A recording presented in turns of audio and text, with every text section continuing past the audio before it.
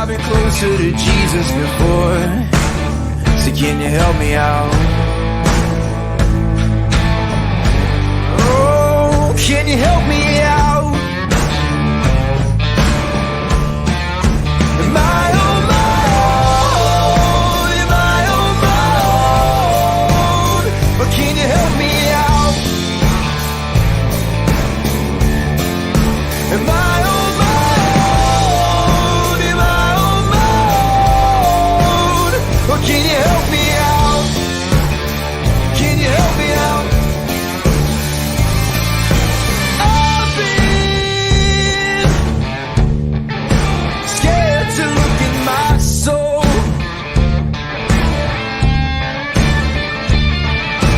I've been afraid I would follow the road. Yeah, afraid of the things I've been told. Hello, everybody. Welcome inside a Thursday episode of Running Point. As you can tell, not in the studio today. We are, once again, it feels like this has become a weekly thing, forced to work from home due to the weather. It's a terrible storm out there. We definitely hope everybody stays safe, and if you don't have to go anywhere, probably should stay at home. And you can watch Running Point from home, which is great. So you're not missing anything if you're staying at home, cuddling up next to a book, and maybe you're watching some TV. Whatever you're doing today, we hope you're staying safe. First of all, Ty, I guess we should start by saying, in case you didn't know, everything is canceled today. So, unfortunately, for all of us that love basketball so much, there's going to be no hoops today. But the good news is a lot of teams got to move their game from today to yesterday. We got more results on a Wednesday than normal. Yeah, some results on a Wednesday too. Some interesting games that occurred in the area too, and all of a sudden the conference is starting to look a lot more clear as we wind the season down. Well, one conference is crystal clear. It is decided. It is done. The NE8 was decided last night in a matchup between Poland and South Range, and it was the Bulldogs of Poland that came away with the 49-29 win over South Range. And Ty, this was, for like we said before, for Poland, this was the outright NE8 championship. If South Range happened to win this game, they would have had to take care of two more games just to clean things up. But Poland gets it. They're done in the NE8. They have two games left on their schedule, and they are, for the fourth consecutive season, NE8 champions. They have never lost an NE8 game on their home floor, and that continues this season.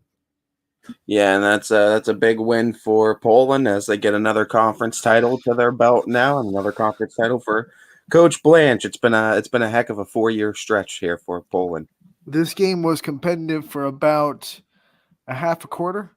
South Range took a 6-5 lead with like maybe 4 minutes left, and then it was like Poland was like, okay, you take a lead, it's go time, and they took maybe a 12-0 run, 13-0 run, something like that, and it was just sailing after that.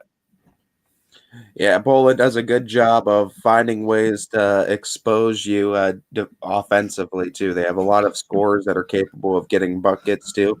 So they are patient and they'll break down a defense for a couple minutes even in the half court. But where they're really dangerous too is in that transition game because they're able to read those transitions, get those passing lanes, keep those passing lanes open by constant off-ball movement. Always helps Poland get those fast break buckets too. So they're just a very versatile scoring team. And in those half-court sets, though, Poland was a lot more successful in their offense, forcing turnovers and having live ball. Live ball turnovers lead to transition buckets. That's where I would guess they scored at least 45 to 50% of their points. They were led by Connie Kugris, but they also had 8 players get into the stat sheet. So, they're a balanced offense. Connie Kugris leads the way. Part of the senior class that has never lost in any game on that home floor. She's very proud of that. And Coach Blanche very proud of all the seniors for that accomplishment. Yeah, that's a heck of an accomplishment to go out saying that you did that too. So congrats to all the Poland seniors on getting a NE8 championship in their senior season. And you talk about on the Raiders side of things, obviously this game did not go the way they wanted. They had to face some adversity. They showed up, though. They fought, And I want to commend a couple of players that just were put in some tough situations that they probably didn't expect to be in, that just showed up and fought their tails off to try to get this game close, try to get this game back. I mean, Madison Dato got the start, I believe her first start in her basketball varsity career. That's daunting to get your first start in the NEA championship game against a team like that. She didn't waver. She stood tall and she tried extremely hard, and effort was not a problem for South Range. Was never an effort issue, and I think Coach Fischel should be very proud about that. Yeah, I mean, just a better team got in there. They won. South Range had to face some adversity. Poland's a very tough team to beat, even without that. When you add in some a little bit of adversity and a little bit of things not going your way, it makes it a lot easier for Poland to take advantage of that. They're too good of a team not to. So Lady Bulldogs did what they should do on their home court. They took advantage and they got the W. And for South Range, yeah, heck of an effort, great season. You were at the tops of the conference and you made it close all the way to the very end. So another successful season for the Lady Raiders and Coach Fish. And it's not over yet. They still have Niles Jefferson on the slate. Niles was supposed to be tonight. Too. That'll be rescheduled, of course. They have to play Brookfield as well. Yeah, and with the tournament coming up too, still has the chance to get some momentum gathered. They're still the 7th seed in the tournament, and they're still a team that plays maybe one of the tougher schedules in the district with all the D2 teams they played just in their conference alone. Not to mention they went to play Hoban. They played Canfield. They played Fort Fry. So they definitely play up in their schedule, and they're going to hope that kind of helps them out in the Division III district this year. They open their tournament slate against Grand Valley at home, and the winner will travel to Waterloo in the sectional finals. It should be a fun one. I'm excited for it. All right, we go to more scores last night, and Girard, they take it to Struthers 40-33, and the Wildcats, after beating Poland, a little bit of a lull. 2-game losing streak now in the league, 40-33. Girard gets the big win at home. Yeah, the NE8 really just beating up on each other down once you get past the South Range and the Polands, it's been really an NE8 dogfight and a cat fight, I guess, if you want to go there as well. And what I love about it is, sorry to cut you off, but what I love about it is every game in this NE8, even the one South Range Poland game, it seems like it's always kind of close, unless it's Poland playing someone else or South Range playing someone else. Even some South Range games have been really close too. But these games are getting closer. I think the league is getting more and more. What's the word for parity to be parodic? There's more and more parity in the City 8 than we've seen in years past, and I think we're seeing that with the games that are being played between the middle of the pack teams. We're seeing that with some of the middle of the pack teams pushing the teams that are at the top. We've seen Poland get into a couple of tough games, lost to Struthers. South Range has gotten into a couple close games. 5 points to Struthers at the Fieldhouse, 5 points to Girard, 2 points to Lakeview. So yeah, this league is starting to get there, and I think Coach Fish made a really good point in his conversation with Nick Blanche a while ago.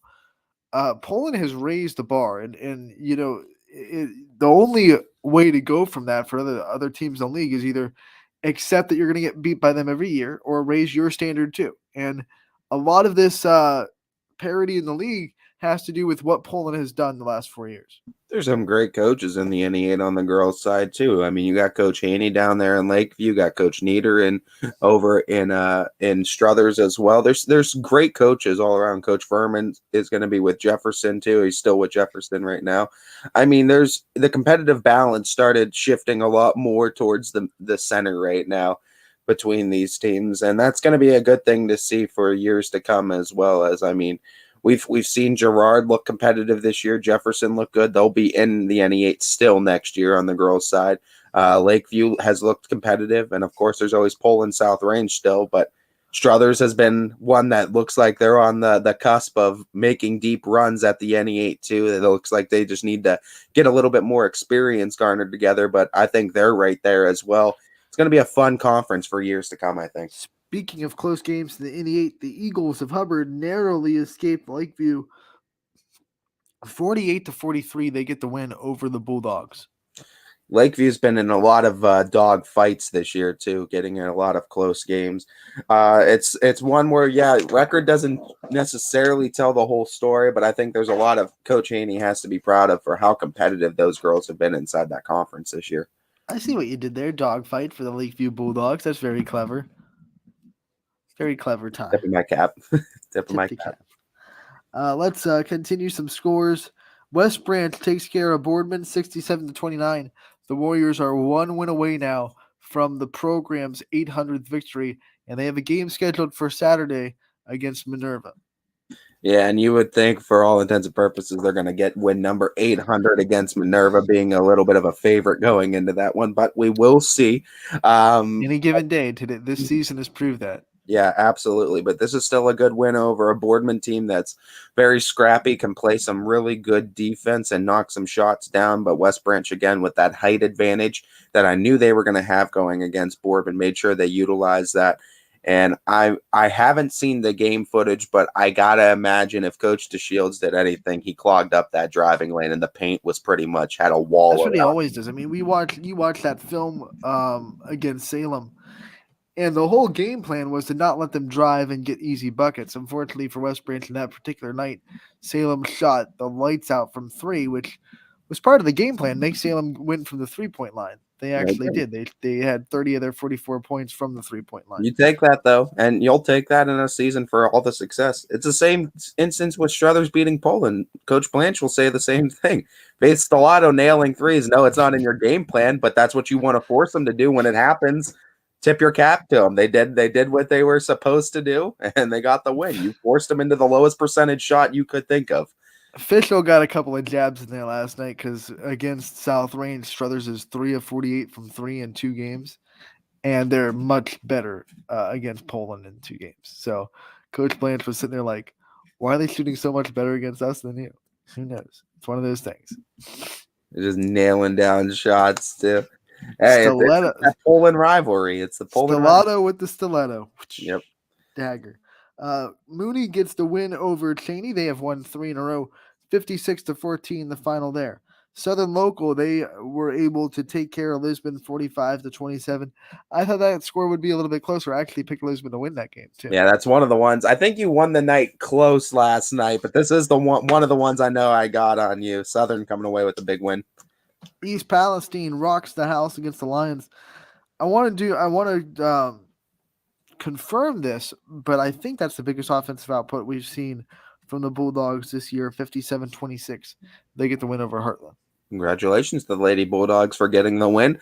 I know they got that clean sweep for all of us picking them yesterday, so I know themselves a little bit. Yeah, Scotty came in and gave him a three-player sweep. Yeah, honestly, and EP looking good last night against Heartland. Talk about looking good. Springfield, they avenged the early season loss to Jackson Milton, 55-48. They get the win. They're looking to avenge another early season loss on Monday. Yeah, they are. And I mean, this is a game where Springfield basically needs. I mean, you lose this one, it pretty much becomes pretty dark for anyone else to have. If this is how it's laying down, Monday is going to be Springfield at Waterloo. Waterloo wins, they guarantee at least a share of the MVAC. So mathematically, Springfield is not out of it if they lose. But basically, though, Waterloo needs to just win one of their final 4. Because their game tonight against Middle Ridge got canceled. Now, that's why yesterday we were saying Waterloo wins tonight and Monday, then they would MVAC outright champions. But because that Middle Ridge game has been postponed, Monday they can win. They can clinch at least a share of the MVAC, but mathematically, Springfield would not be out of it with a loss. But it would be, for all intents and purposes, the MVAC for Waterloo, unless they were to stumble to McDonald, Jackson Milton, and I think Sebring's in there as well. Yeah, and then, of course, Middle Ridge. So unless 3 of those 4 teams beat them after they beat Springfield, and one of the most miraculous things the big thing I would have ever seen, Springfield would be out of the MVAC championship race if they were to lose on Monday. And Waterloo's got an opportunity to sweep the conference. And I tell you what, in 8-team conferences, we saw McDonald do it. Last year, we saw Struthers do it. when you got 14 conference games, 2-2, 2 with 7 opponents, 1 at home, 1 on the road, it's hard. It's very difficult to clean sweep it. We're seeing Springfield doing the same thing on their side of things too. The So boys, yeah. yeah. So I mean, Not even Poland has done it. They tripped up against Struthers. So yeah, it's a very hard thing to do, especially if conferences are competitive. And United, another team, obviously, United, obviously, yes, the they're girls that we rocking were the seeing. VAC. We go to the next score. Canfield sets up a big matchup on Saturday with Howland, 53-15. They get the win over Warren Harding, which officially means that both teams come into that AAC game on Saturday. Canfield wins, they can set up a tie. Howland wins, they can pretty much solidify themselves as the first place team in the conference. That'll be an exciting one on Saturday in Howland. Yeah, Noah Rick's going to have a good one. AAC championship. Actually, I'm going to have a good one because Noah Ricks had to pull out of that game. He flaked on it. Oh, Noah, you gave up a good one. I scooped it up. That's an AAC championship game too. And yeah, talking with Coach Pounds last night, I think everyone knew they had to take care of business at Fitch, but looking at that game, everyone in Howland was excited for it. Everyone in Canfield, wants it. That's going to be a fun one. That's going to be definitely a fun one. All joking aside, I'm happy I got that game. I'm excited to call it, but at the same time, I know that Howland loves having Noah Ricks there. Noah Ricks does a great job. If we could choose, we'd have him there. Unfortunately, he just was unable to make it, so I will cover for him, but it'll be a fun time. He let you borrow the keys to the Lamborghini. Drive it simply. I graciously accept. Yeah, don't scratch it up. I will take care of his baby. We go to the game you had. It was close through 3 quarters. Fitch had, a 2-point deficit after 3, something like that? It was about 4, I think. 4 is where they came back with it. And then Howland pulled away 61-46. They get the win over Fitch. Before we get to your post-game interviews, just talk about what you saw from this game. I mean, honestly, what I saw, going into it, injuries were kind of hurting Howland. They didn't have their starting point guard, so Alyssa Pompelia was the one that had to kind of step into that role as starting point, and she did a phenomenal job being distributor and getting things moving. Big thing with Howland too, and really what I think helped them to the victory is they got out to a quick start, 26 points in that first quarter. They were knocking down threes. I think Pompelia had 11 in the first 16 after a half. Just looking really good from outside. Fitch started buckling it down on defense the next couple of quarters, and that's what really allowed them to get back in it. They used balance to score too, because Howland did a good job of trying to keep Zeta Creaky out of the ball game. I think she still ended up with 15, 16. So she still got her points, but really impressive play from Destiny McCullough, who was in the double digits, and Ayla Ray. It didn't score a lot of points, but she did a great job not only playing defense, running the point all night too, finding great passes, and just effort plays were through the roof. But what you saw from Howland and what they do so well, they run the floor, and when they get into transition, they have a notch of speed above other opponents. They're kind of, when I saw Liberty is a very good comparison. Louisville obviously is D1 if you want a great comparison to them, and the speed that they move, it's just at a different level, and the passes that they're able to find, they're a smart team. They move the ball efficiently, they move the ball very well. In fast break opportunities, they rarely miss on them. In opposing fast break opportunities, they rarely don't get back in time to get you on defense. Jamie DeSalvo was a shot blocker all night. Everyone on this Lady Tigers team can do something very special, and they're all very capable of beating you in multiple ways. And Coach Pounds has a good squad this year. That's a very good team that they got over there. Everyone knows how to step up. They got another big conference win. They took care of business too, closing out Fitch, especially in that fourth quarter defensively. Now you've gotten to see him. I think you can attest to this. I've seen Howland a couple times. They are at their best when they don't have to do with a half court offense, kind of run sets. They like to improvise. They don't have much of an organized set offense. It's more of a get in transition and then play some backyard basketball when you get in the half court. I mean, I imagine not a ton of plays for Howland. They're more of a on the fly kind of team. They usually are too. Last night I seen them go into the half court, and I obviously I don't watch every single one of their games, so I can't go film breakdown and and say that for sure. But last night they had to go into the half court a little bit, and it might have had to do with Pompelia running the point a little bit more. She's more versatile, more able to beat you from the blocks, from 3-point land. She's able to score in a multitude of ways. So just having the ball constantly running through her hands, it does allow you to set up half court, I think, a little bit more, because teams are going to be focusing on her. They're going to be looking to trap her when they can, just trying to get the ball out of her hand. Off-ball movements and a lot of backdoor cuts, especially in the half court too, is where Howland was able to get some points. But you're right, it's transition because they play a great defense. And when they're able to poke balls loose and just get it out in the fast break, they can beat you very easily there. It's why they're averaging, I think, what did I say? Going into that game, total-wise in the season, they're averaging 14 more than their opponents. But I think Coach Pound said in the last 8 games, they're beating opponents by more than 25. Since that Hoban game, it's been 25-point differential, which is and the only game that's been close since then was the Canfield game where they won by 2. Yeah. They've taken care of business, and in that tough conference and with a tough schedule, they've done a really good job this season. Well, they have 2 tough games coming up. It's going to be Canfield on Saturday and then Poland on Monday. So they're definitely going to gear themselves and sharpen their teeth for tournament time. I feel like Anthony, if that game's at Poland, I feel like we might see Anthony getting a double dose of Howland. Yeah, you're getting tigered up right before the end of the season. You're gonna have a fun time with them. They were a very exciting team to watch. We'll see who's on top, cats or dogs, in that Monday matchup. So you had the chance to talk with Coach Pounds and Alyssa Pompelia after the game. Let's see what they had to say in their post-game press conferences. Welcome back, everyone, as I am here with winning Coach Aaron Pounds, as a part of the 61-46 winner here at Fitch. And Coach, I mean, talk to me about that one. Talk to me a little bit about that third quarter where, I mean, things got a little bit tighter, but you guys never gave up that lead, and I think that's an important thing to note.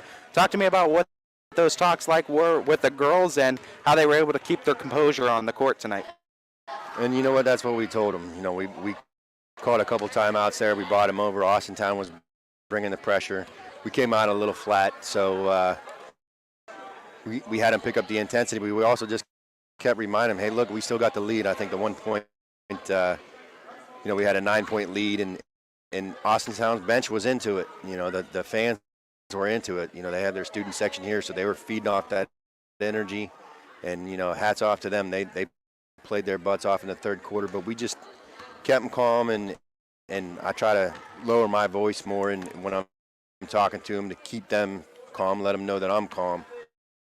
And, we just went out there and executed. We did what we needed to do. You talked to me pregame, too. I mean, you guys are dealing with a little bit of injuries, and obviously some girls had to step up tonight. Correct. How proud are you of the effort of the girls that had to step up tonight, and what did you see out there from some of those girls that had to make those step up? Super proud of the girls. We lost any coach that'll tell you we were without our starting point guard, Kylie McLean. There's been a couple games where she hasn't scored one single point, but she didn't come off the floor one single second. And that's how important she is. You know, her quality minutes on the court are huge, and you know she's been the general the whole time. And we kind of go through scenarios in practice where we talk about, hey, McLean's hurt, who's going to step up? And tonight it was Pomp, Taylor. I think they all stepped up. Pomp Taylor specifically. Pomp was huge. She forced a couple shots up there, but she spent a lot of time running the one. So, and I mean, did a great job at it. That's part of the reason why we gave her player of the game. And I mean, we've talked about this before, and I know you've talked about her, but just to kind of double down, talk to me a little bit about just how important she is to this team, because if you have a player that this is in her typical position and she steps right into it and gives you guys a pretty great effort, I must say, at it, plus 22 points to add. I mean, how big was her play tonight in the overall victory? Well, you can't mention her without saying that she's a senior, so she's been there, done that. a lot of experience behind her. She plays a lot of AAU, and she's a 1,000-point scorer. So she was up and ready for the challenge. She knows the moment.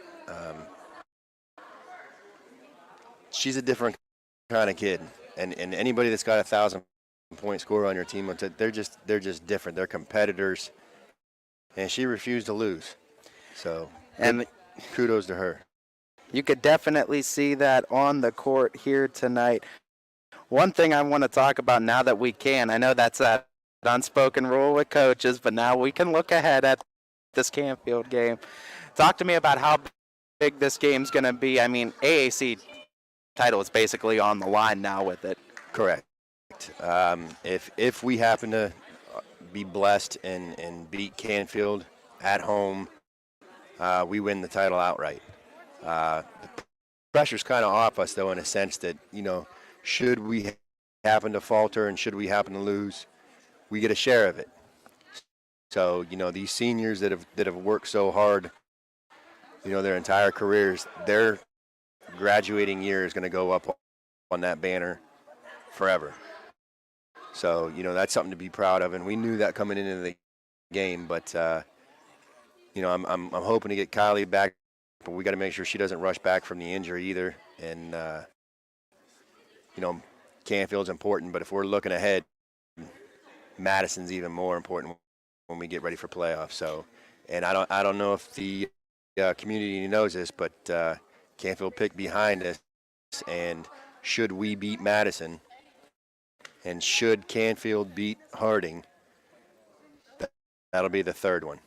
So one way or another, it's going to be round 3. It feels like storybooks being written in the making right now as Coach Pounds got his end of the portion done as winning over Fitch here tonight, setting up that big matchup with Canfield as we look forward to following this Howland Lady Tigers team for that Canfield matchup and through it for the tournament as well. Coach Pounds, thank you so much for your time tonight. Congrats on the win. We'll be talking to you again real soon. Thank you, guys.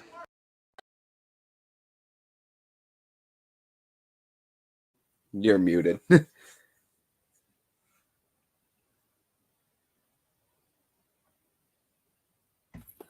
we go. That was Coach Pounds after Howland's win last night over Austintown Fitch, 61-46. We will get to the postgame with Alyssa Pompelia, but first of all, we have Michael Cole from Champion coming on at 12:30 today.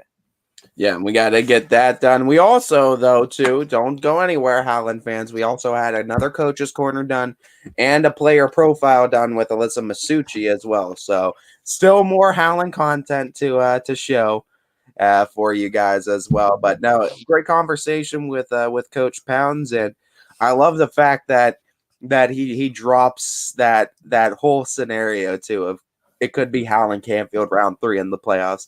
And I mean, like he said, talking about Madison as well, a lot of coaches will say, take it one game at a time. But I love the fact that Coach Pounds did give us a little bit of a preview, and he is letting us know that, yeah, of course it crosses your mind. I don't think it doesn't cross any coach's mind when you have matchups on the horizon.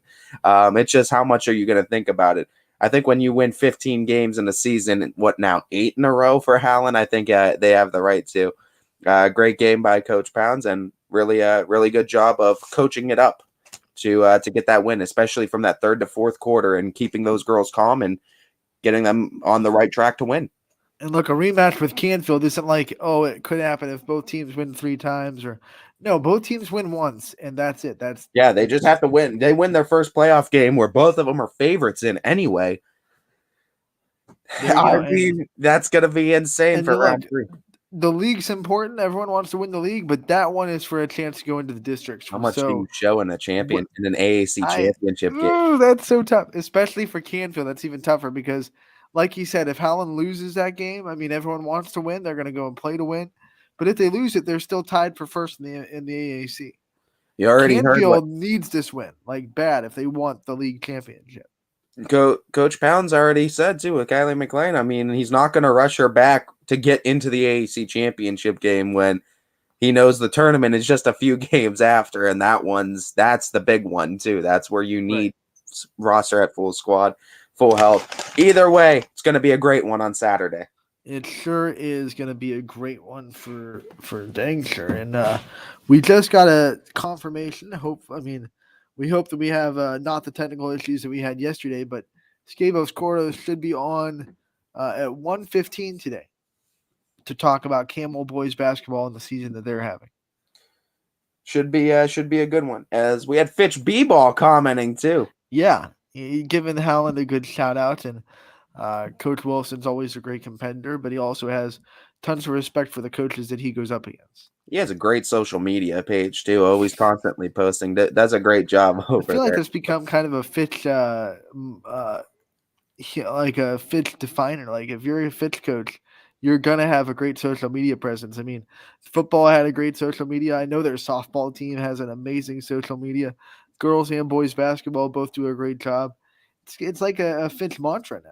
Yeah, absolutely. They do it. They do all a great job too for their respective programs. And hey, all the credit to Coach Wilson too. He had those girls coached up really well last night. Other things to mention too, Zeta Creaky hit a couple more threes. I think her season total now is at 64. We announced it when it was unofficial, and I think we do have the official number was 52 in a season at Fitch for a single most 3-pointers made in a single season, and I think it might have been her that had it. She's currently still setting the record though at 64 and counting right now. And Ty, that is going to be awesome to see, and she's got counting, like you said. We have Michael Cole of the champion girls basketball team joining us now on Running Point. Coach, thank you so much for the time and taking time to join us today. Hey, thanks, guys. How's everyone doing? Good? We're doing good. I know you guys are doing good. Great win on Monday night that you guys were able to kind of keep pace in this crazy MVAC that we are living in this year. Talk about Monday, what the win was like and what you saw from your team, especially bouncing back from that overtime loss to Garfield. Yeah, just to talk about that Garfield, that was, I mean, every time we play those guys, it always seems like it's just down to the wire. You know, last 2 seasons, and if I'm not mistaken, 3 of the last 4, it's been us and Garfield in a district final.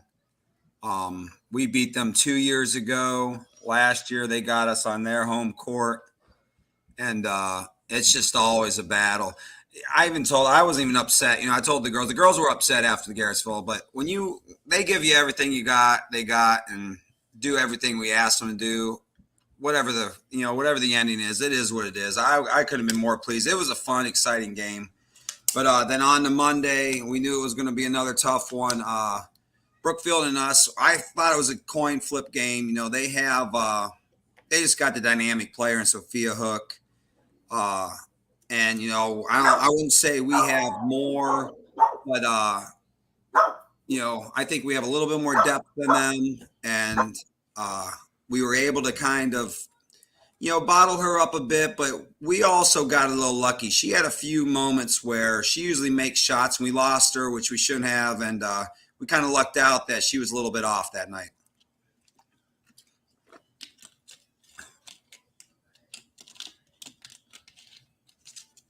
I can't hear anything.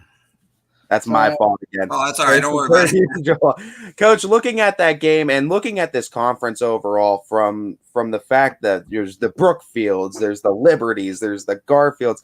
Talk to me about competing in this conference overall, and how do you think that this conference is going to help prepare you guys for the tournament? Because we know all you guys are up there too, as seating-wise too, down there in that division. So it should be a fun one come tournament time. Well, us coaches that deal with this league every year, we know it's tough. I always consider, especially for Division III, probably one of the better leagues around.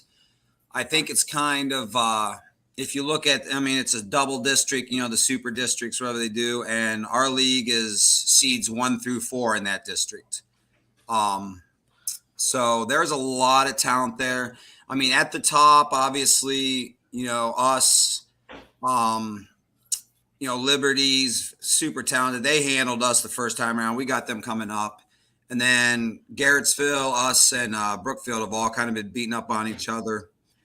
But you kind of don't forget about, you got LeBray with their ball player, McCoy, who's one of the better players. And then Crestview was quite a pleasant surprise. I talk to Aaron quite often, and he didn't know what to expect with the younger kids, but they've really grown up fast over there in Crestview. Coach, when you look at the schedule ahead, you got Liberty again. You still have to play Brookfield again.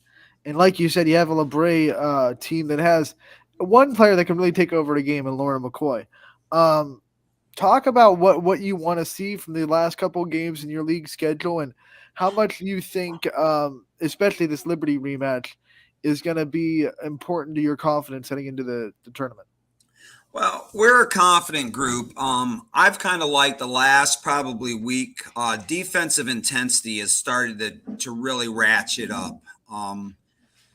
We're a good shooting team. We're pretty, we got some pretty solid guards, but you're always going to have those moments where you just can't make shots. And then the big trick to that is how can you win when you have an off night? For us, it's that defensive intensity, getting a lot of turnovers, battling on the rebounds. That's probably been the one thing that I've been happiest for. That Garrettsville game, and both teams, because neither team's going to back down. But it was a fight. We got at it. Kids were on the ground.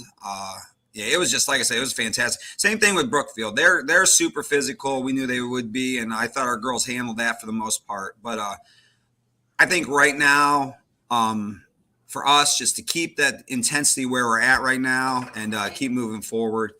I'm seeing a lot of improvement in my younger kids now. We have a lot of sophomores and a freshman right now playing varsity. And, Bella Meyer, probably one of my better guards. I've seen her really start to develop. She's started to work on some moves where she's getting to the rack and finishing. And we have a big post. Carly Easterday is really doing a nice job of slowing things down and kind of controlling the post area. Kayla Haney's been shooting it well the last few games. And then Kennedy Grace is another, kind of unsung hero. You don't hear too much from her, but she's my defensive stopper. She spent a bit on hook one-on-one the other day and did a really nice job. And then add in all the contributions from my seniors. And I think we're moving in the right direction. Bella Meyer and Ava Howe are your big scorers on this team, but I'm actually looking on the defensive side. When you're averaging almost 5 steals in Bella Meyer's case, almost 4 steals per game in Howe's case, that's a stat I'm looking at. You guys average almost 17 a game. How proud are you of a coach of the defensive effort of these two players and the entirety of the team? Because I got to imagine those kind of steals definitely help in fast break and transition opportunities. Not only that, but it kind of limits the scoring opportunities of the opponents, It gives us those extra opportunities. Like I said, when we're not shooting the ball well, we get extra shots. But a little bit of it's the system. I like to trap. We like to get out there. Our girls have done a nice job of, not only trapping, but the next girl rotating up. But we've probably played more man than we have in the past. And it started with, was it Garrettsville? Maybe the game before, Newton Falls. And even Crestview, where, we have that big post, and Falls and Crestview have the big post, and I thought my post player Carly and even my senior Maddie Jones did a nice job of kind of neutralizing the post on defense, and it really allows our guards out there to pressure and hound, knowing that the inside's taken care of. So it's definitely a team effort where the inside's taken care of, and then we can get out and kind of pressure and do what we like to do. Today, obviously, the weather has given us kind of a snow day. Everything is canceled. What kind of things do you kind of try to do for your girls on days like this when you can't practice, you can't play a game, to try to keep them focused and try to keep the routine as built as possible? We've done Zoom calls. We're not going to do one today. We're at the time of the season where, we know what we're supposed to do. I'm actually still on remote learning, so here in a little while, I got to get back in classes. But for my girls, I've started breaking down some film here. I'm not really trying to jump ahead of anyone, but I am starting to look at our tournament opponents. Our first round. I really just look at the first round. I'm one game at a time, but we're pretty prepped in what we have the rest of the regular season because it's all league games. So we've seen everybody. So I'm kind of opening up into breaking down that first round opponent in St. Thomas Aquinas. Interesting question I just have for you, Coach. When looking at these teams, because Anthony and I have been discussing this as of late too. So when you're going through the season to the end of the season, you obviously don't want to look too far ahead to playoffs. You still want to stay present in the moment. But if there's teams that could potentially be on the docket in the playoffs, how's that kind of strategy like going in playing those teams? Do you show them? You obviously can't show them the full book because you want some stuff for playoffs, I would assume. Or how do you, I guess, is a better question. How do you personally go about doing that? Well, this is kind of a rare one with Brookfield that, we're playing them so close one after the other. And, we saw what they did and, you see what they do in film, but you really need to see them in live and play against that. And we've kind of, we'll see if it works come Saturday. But we've tweaked a few things that we did the other night.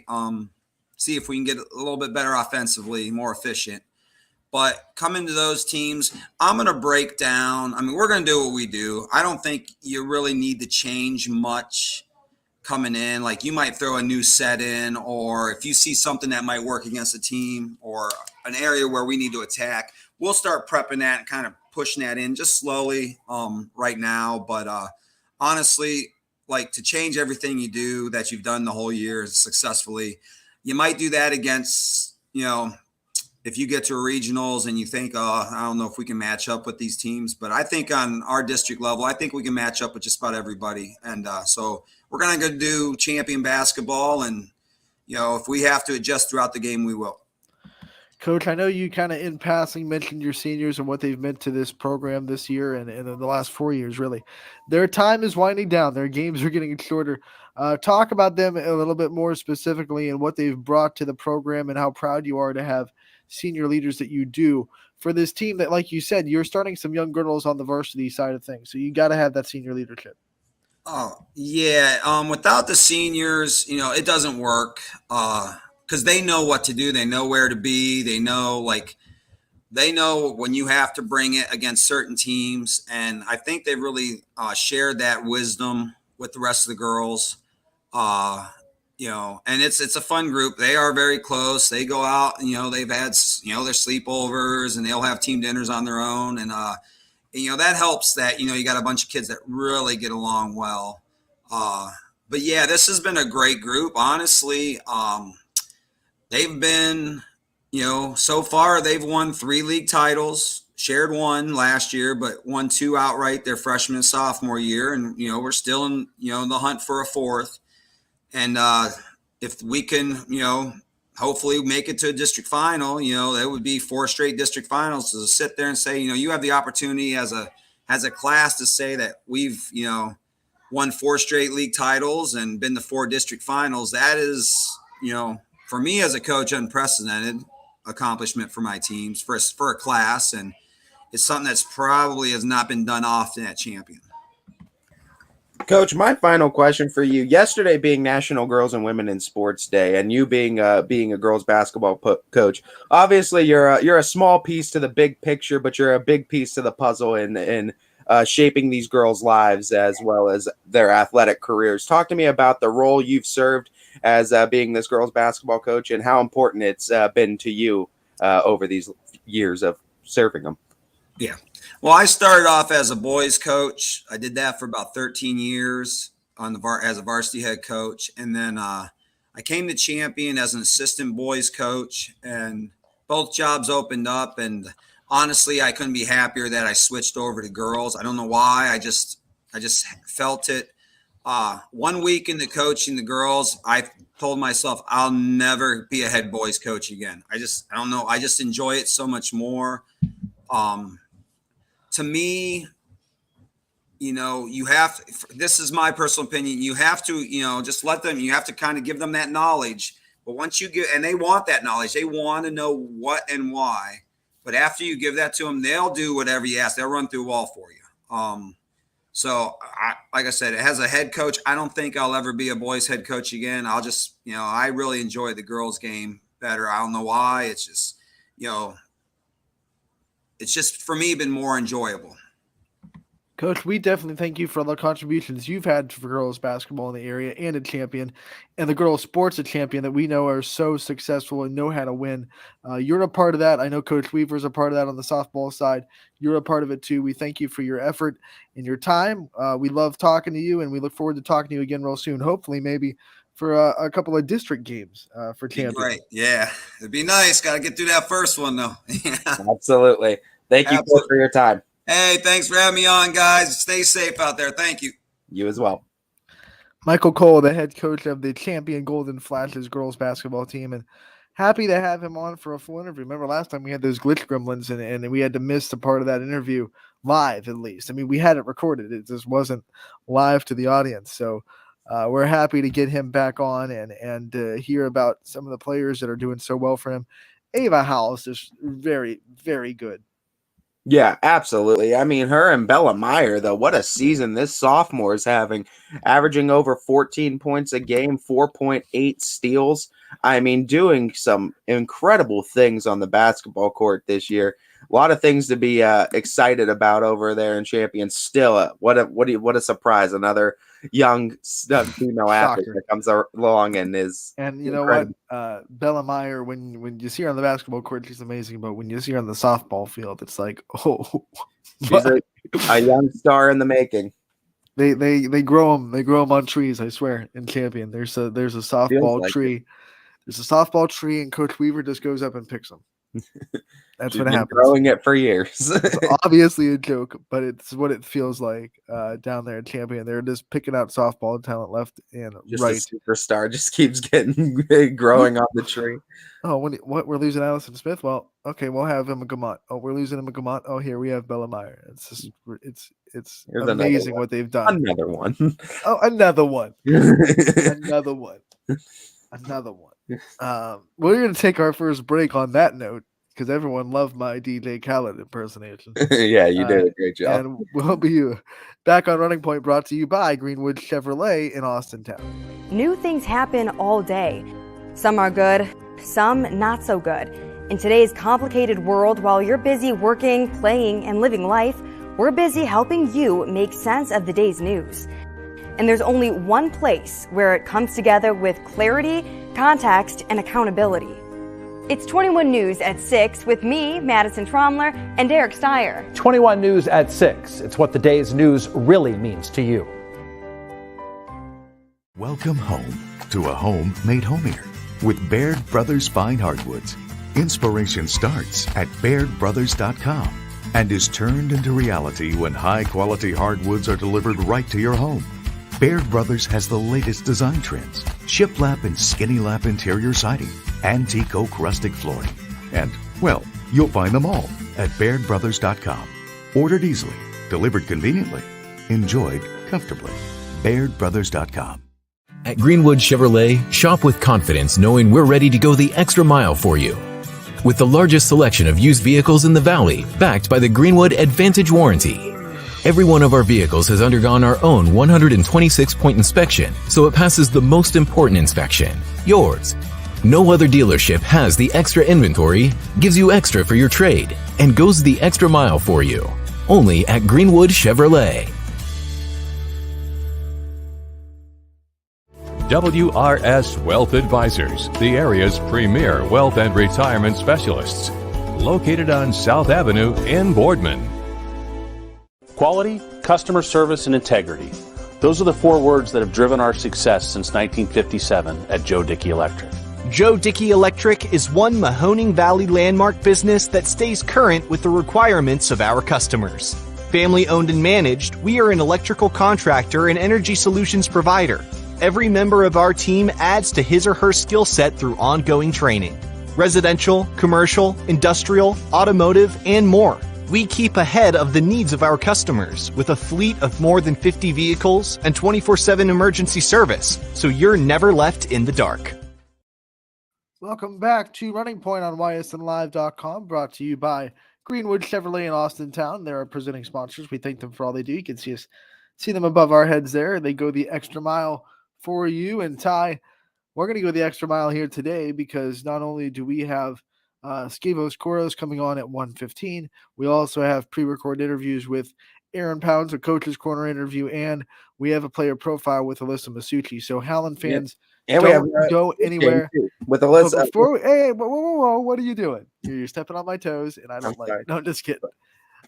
Before we get to all that, we have a post-game interview with Alyssa Pompelia that you were able to do last night after Howland's win over Fitch. Anthony has a tendency to forget things. I have to remind him from time to time. I got a lot going on. So. We're gonna hear from Alyssa Pompelia after that win over Fitch now.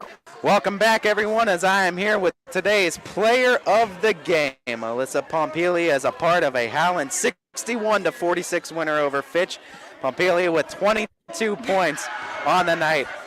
Talk to me now about that game. I mean, out of the second half, it started getting real tough. What was kind of the mentality like with the team, and what was the kind of talks to try to come away with the victory in that one? Well, we knew we had to come ready to play. Austintown, they're fast, physical. They always come ready to play. We knew we had to get the win tonight so we could advance into our season and also playoffs and secure the league title. Being one of the senior leaders of this team, there's a few players that had to step up tonight because some injuries that have plagued you guys the last couple of games. Talk to me from the senior perspective, how proud you are of the younger girls that have stepped up and helped you guys get a victory tonight. We had some girls get minutes that usually don't get the minutes they do, and they stepped up, and I'm really proud of them. All of us are really proud of them, and we're glad we have those younger girls that can step up. I think anytime you're on the court, I think teams are always circling your name as the player to stop or one player that you need to stop. Talk to me about handling that kind of pressure, the kind of pressure that Fitch brought on you tonight, and where you're still able to find success for 22. Yeah, teams usually whatever, but I know that I have to come ready knowing if they were to do that, and just having confidence, being able to, if I get frustrated with myself, if teams are over pressuring me, I make sure to calm myself down. Talking about those talks with Coach too, talk to me a little bit about what those were like in between third and fourth quarter when things were getting a little bit close. He pretty much told us to just settle down and calm down because we were out of hand. Yeah, the whole game was the whole third quarter. What has been your favorite memory about this year's team in particular? And I guess you could say Howland basketball in total, but what's been your favorite memory about this team? I love how we're all so close. We all get along so well. There's no drama at all, and it's like a big family, and it's really cool. So if I'm correct, I think there's a big game with Canfield now coming up, and I know how the teams are like. I know we're not supposed to talk about things until after games are over, but now that's the next one on the docket. I need you to call out that Howland community because I know you guys are going to need a full crowd on hand for that one. 2:30 Saturday. We need everyone there. Yes, sir. Howland community, that is Alyssa Pompelia calling you out. 2:30 on Saturday. We need it. Only an AAC that's on the line. Canfield and Howland, 2:30 on Saturday. Alyssa Pompelia is your player of the game. 22 points tonight in Fitch. Thank you.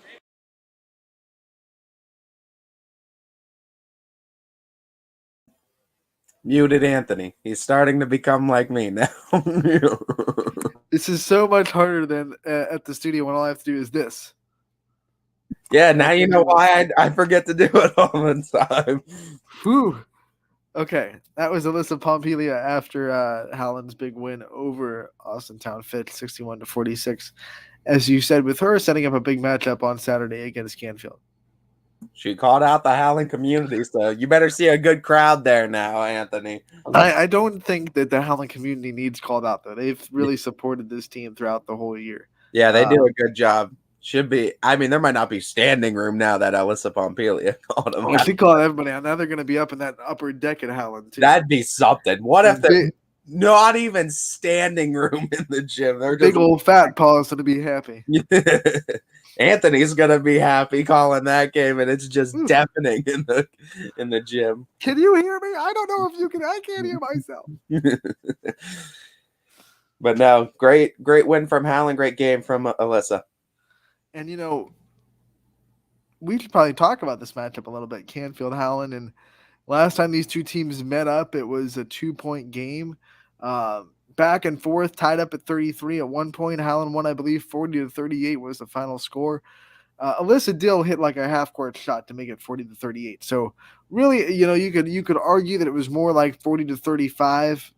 Howland made like the plays down the stretch to give themselves enough cushion where that buzzer beater 3 didn't really do anything. But the final score is still a 2-point game. Still going to be a great game, too, because Canfield's got a great squad as well. Both these teams have a lot of seniors and a lot of other good playmakers on them. It was a great matchup the first time. I don't expect anything less the second time around. You got to wonder, is Howland finally Canfield. Is Canfield kind of finally fixing this bugaboo of being able to finish down the stretch of games? They're starting to beat teams by a sizable margin, not letting them back in the game after they escape from them. So you got to wonder if Canfield has kind of fixed that issue that they had so many times in the start of the season. This is what I'm saying. What do you show in this game now is what is going to be interesting because I think this is different, though, because this is like a league game. So no matter what you show, they know what you're – there are no surprises between Canfield pretty and much, Howland. yeah. That is a good point. I don't think Coach Pounds or Coach Reel has like a secret, behind-the-back playbook that they're going to pull out in the tournament that all of a sudden no one's ever seen them do it before. Turns out Alyssa Pompelia can just dunk, and she just starts throwing down jam sandwiches. Just start throwing down jam sandwiches in the playoffs. That would be sick. He's just like, don't do it until the tournament, and then just unleash on everybody. I'm telling you, Cheney's post can jump high enough to dunk. I mean, she hasn't really figured out the coordination to get the ball up there and dunk it yet, but she's got to be like 6'6", isn't she? She's got to be at least 6'6", and she gets up. She's up to here on me. There are times when she gets up to the rim on a rebound, and I'm like, she could dunk that.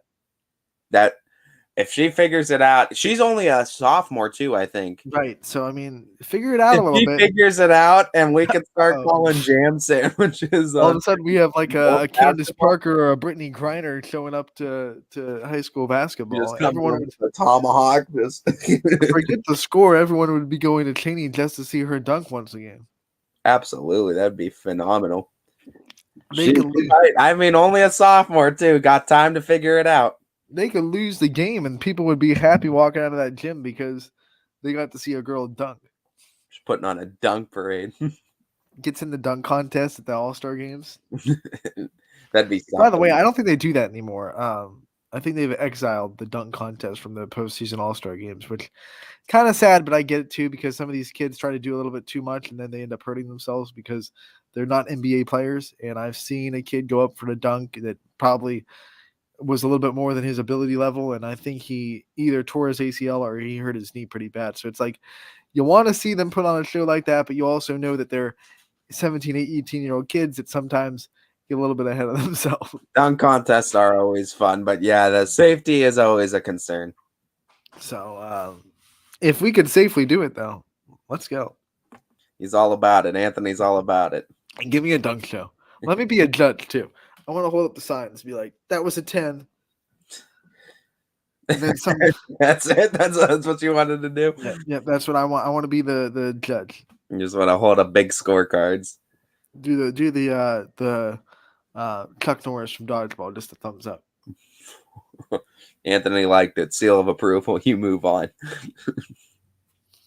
Like we'll go from there. Old Roman, like in the Gladiator, just like thumbs up, thumbs down. Thumbs down. You're out. Someone misses a dunk, and I just you just give them the thumbs down. Get out. You are out, sir. You get nothing. You lose. Good day, sir. Ty, I guess since there are no games tonight, do you want to go through some of these matchups that we could see tomorrow if the weather breaks? I mean, there's going to be some fun ones. There's the Holy War on girls basketball, which will decide the SV Steel Valley Conference. Conference. I Yeah, couldn't get that SVC. out. The SVC championship will be decided by that game. So don't forget about that championship game between Mooney and Ursuline. And then you'll also have a girls basketball game scheduled, boy-girl doubleheader, Northwest versus Louisville. Why can't I talk right now? Northwest versus Louisville. Boys-girls doubleheader tomorrow night too. Yeah, Louisville does as a big. I mean, you get to see both the boys and girls in action, and that's going to be That awesome. might be like the dream basketball night to see both those teams in action back to back. Both really because good, both power ranked. They're both extremely fun to watch. And by the way, I think we got to Louisville got the win last night over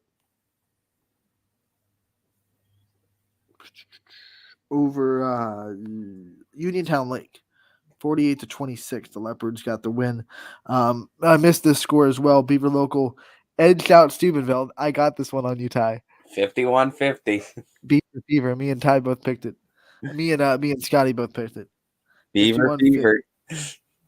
That's what I'm a believe. How would I fit that? I'm a believer. I don't know. He's a believer of the Beavers. So they got to win 51-50, and Louisville got the win 48-26 over Uniontown Lake. So the girls could get 2 in a row if they play tomorrow night against Northwest, a Northwest team that is not in their district, but ranked pretty high, I believe, in Division II in another district that we won't see. So one of our teams could be seeing them in the regionals, but as far as the district, I believe, if I'm not mistaken, they're not in either of our team's Division II districts, but they are a big seed in their district in Division II. I want to say like a 3 seed. Yeah, I mean, so all these matchups and just seeing all these teams is beneficial too. And I mean, all this film is going to be huge to see too for a lot of these coaches going down the stretch, because how teams are playing right before tournament time is going to give you almost a crystal clear picture of what to expect. Not so much as those older films too of maybe a November or a December game. What you're seeing from these teams now is pretty close to what you're going to see in the tournament. Yeah, what I'm excited about is seeing Louisville in this tournament. I think they're under the radar all the time. And they don't really play in a conference, so no one sees them twice. I feel like they're underseeded. I feel like Howland is underseeded too, by the way. I think it's 15-16. Howland, Louisville. I'll double check to make sure what the seed is, but either way, they're too low in my opinion. Yeah, it's just hard with that federal league. It's a gauntlet. They all vote for each other too. That's very true. But Louisville has a chance to prove it. If you feel you're underseeded, you have to go and prove it.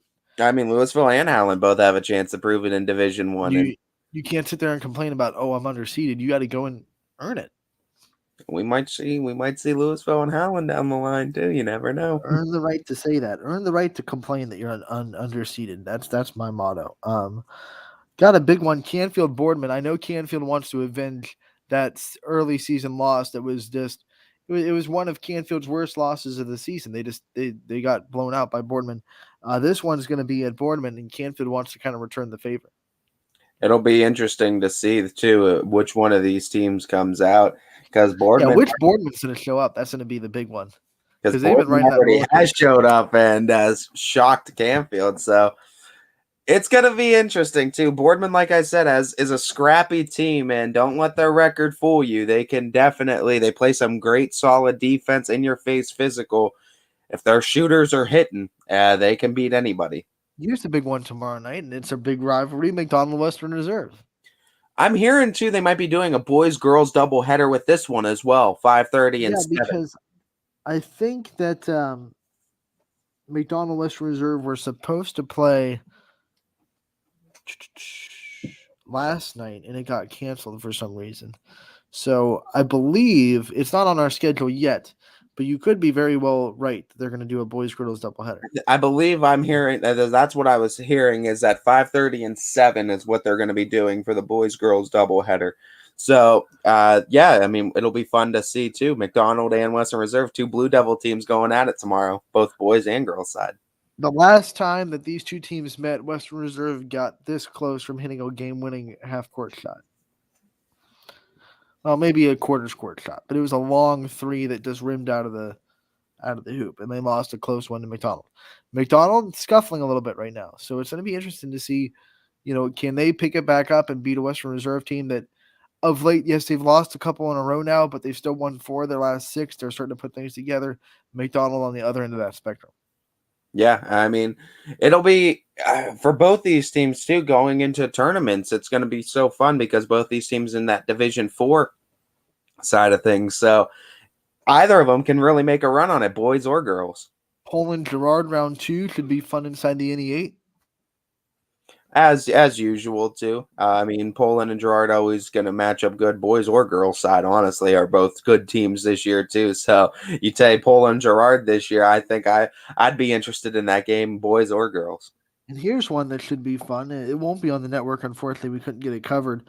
But Struthers going to Jefferson. This one, it was a close game the first time they met in the field house, and now Struthers has to make that big trip down to Jefferson County. Well, Jefferson, Ohio. It's Ashtabula County. And they haven't played in Jefferson since 2020 because they played Jefferson early on last season in Jefferson. So it's been since like November 2020 since they've made the trip to Jefferson. So it's been a while since they've had to go there, but now having to make that big 1 hour plus road trip all the way up to Jefferson High School. It always makes for an interesting game, I think. And then Lisbon-Wellsville. Wellsville lost to Lisbon earlier on the season. They want to avenge an early season loss. They already did that against United in their last game out. They beat United up pretty bad, 75-44. So Wellsville trying to avenge this earlier season loss to Lisbon now. Yeah, now that's going to be interesting too to see which one of these teams comes out on top now because I mean EOAC is kind of all up in the air right now. So Wellsville needing some wins too, I think, to keep pace at this point. I could go over and check, but that's what's going to be interesting is Wellsville can keep pace. Lisbon has just been mucking things up the entire season, throwing wrenches at everybody that they can. Caveat is, of course, this is a different Lisbon team. They're down a couple numbers. They've had a few injuries. So you hope that they can still put together a very competitive game and give the Tigers all they got. But we also understand that teams change from one part of the season to the next. Yeah, most definitely. So it'll be interesting tomorrow. Hopefully the weather breaks and we don't get what we're forecast to get because I think they're calling for another like 6 inches tonight. Entire blanket of snow is about to get dropped on us. Yeah, and head over to Storm Tracker 21 and watch the weather report on 21 WFMJ for the best coverage of everything that's happening with your snowstorm and Snowmageddon right now. And I've been told by several people today that the roads are like the worst they've been in a while. So once again, stay safe, everybody. If you don't have to go out, please don't. And if you do have to go out, drive very, very carefully. You've lived in Ohio for long enough. You know how to drive in the snow, hopefully. Some people don't. I don't know how it works, but hey. So hey, what do you know? What do you know? I don't drive at all, so I can't complain. He doesn't have to worry about it. Just don't you dare park in a handicap spot. Then Anthony's gonna have a problem with you. You walk in that ice and snow. I'm park closer because it's too cold outside. That's soft. Getting it. Last night there was someone, after the game you talk to a bunch of people and they go up and they go, Anthony, do you know if it's illegal to park in a handicap spot when the place of business is closed? Because he's like, I had to work, I had to go back to work. The place was closed. So I just parked in a handicap spot to go in real quick. But the establishment was closed. So is it still illegal to do that? And I was like, I don't know all the handicap rules, but I don't know. I would assume it's not because if the establishment's closed, there's no reason for a handicapped person to have to park there. Yeah, there's no there. If it's closed, I can't imagine a reason. This has nothing to do with sports at all. It's a total tangent, but it was an interesting conversation last night. Just Anthony is the most knowledgeable person on Yeah, like I handicap know everything parking about the situations. handicap. Like I have memorized every Only handicap parking rules, though. Handicap parking, handicap traffic. I know it all. I know it all. So Anthony has that on like the back of his hand memorized. Ask let him me look. trivia Tuesday with Section 203, Chapter 5 of the Handicap Act of 1917 states that That's what I Scotty couldn't needs get to through that start whole bit. asking you trivia on Wednesday. Scotty will start getting you with the handicap parking trivia. What's the maximum fine for a handicap parking? What is it, Anthony? I think it's 200, maybe 250. I don't remember. I've seen signs that are different everywhere. Like some say 500, some say maybe it differs on where you're at. Maybe counties can control. See, that's another thing we have to figure out. Like, is that a federal? Every county in the United States rules. He's like, well, if you're in Lake County, it's different. Now, if you're down in Mahoning, Alameda County in Las Vegas has a handicap fine of $650. So, if you're losing money at the slots, don't lose money at the handicap parking spot. And there's the PSA from Anthony PSA. Hartford for the day. That is completely false information. I have no idea if that's true or not. So don't take my joke seriously.